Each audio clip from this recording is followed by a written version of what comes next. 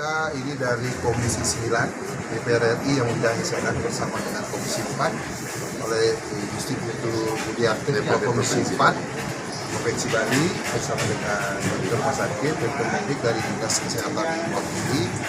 Kita ini mengecek kesiapan Rumah Sakit Sanglah mengenai kesiapan ketika nanti ada penyakit-penyakit infeksi seperti corona. Karena Bali ini kan daerah pariwisata. Ini sangat riskan sekali terhadap isu-isu masalah kesehatan. Terbukti berita terakhir hampir 10.000 wisatawan Cina itu di-cancel. Kemudian beberapa event-event pariwisata seperti di Bamati itu dibatalkan. Juga wisatawan itu juga membatalkan kunjungannya ke Bali. Nah, ini kan sesuatu yang sangat berdampak nanti bagi perekonomian. Nah, ini harus diluruskan. Karena kalau tidak diluruskan informasi yang tidak benar, sehingga ini kan akan berpengaruh terhadap perekonomian. Kalau kita lihat secara teknis, bahwa Provinsi Bali dari Kesehatan, kemudian Rumah Sakit Sanglah, kemudian bandara sudah sangat siap menghadapi ketika adanya penyakit ya kalau ada itu. Sebelumnya kan memang ada 10 orang yang dianggap mereka dirawat di sini. Kemarin kan ada berita begitu simpang siur bahwa mereka tuh di Bali sudah wabah corona, kan sudah terjangkit. Nah, terbukti bahwa sampai saat ini satu pun tidak ada positif. Memang mekanisme dalam hal perawatan itu nanti dijelaskan oleh pihak rumah sakit.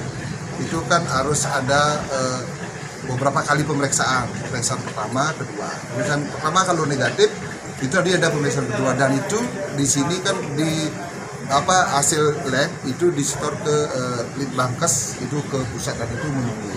Sehingga sekarang seperti ada 10 pasien ini, sini kan semestinya mereka sudah negatif, tapi karena ini harus menunggu hasilnya, ini belum bisa pulangkan seperti itu.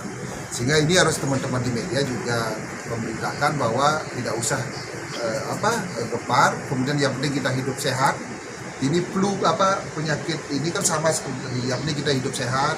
Bagaimana kalau kita pola hidup yang sehat, kalau kita batuk harus pakai masker, pilek dan sebagainya, ini hidup sehat.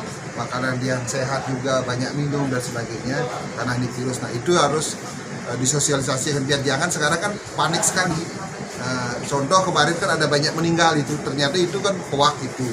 Itu adalah peristiwa nasi yang dulu banyak meninggal, itu ternyata bukan berita yang terjadi di Wuhan kan seperti itu.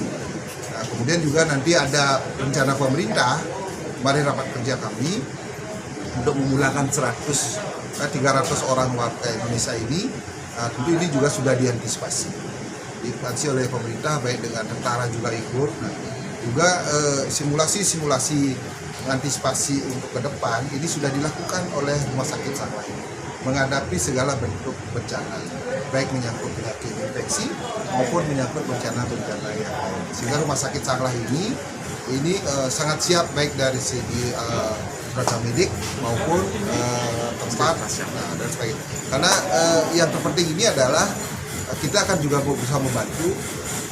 Tidak banyak rumah sakit itu mau membuat rumah sakit khusus untuk isolasi karena ini biayanya sangat mahal sekali.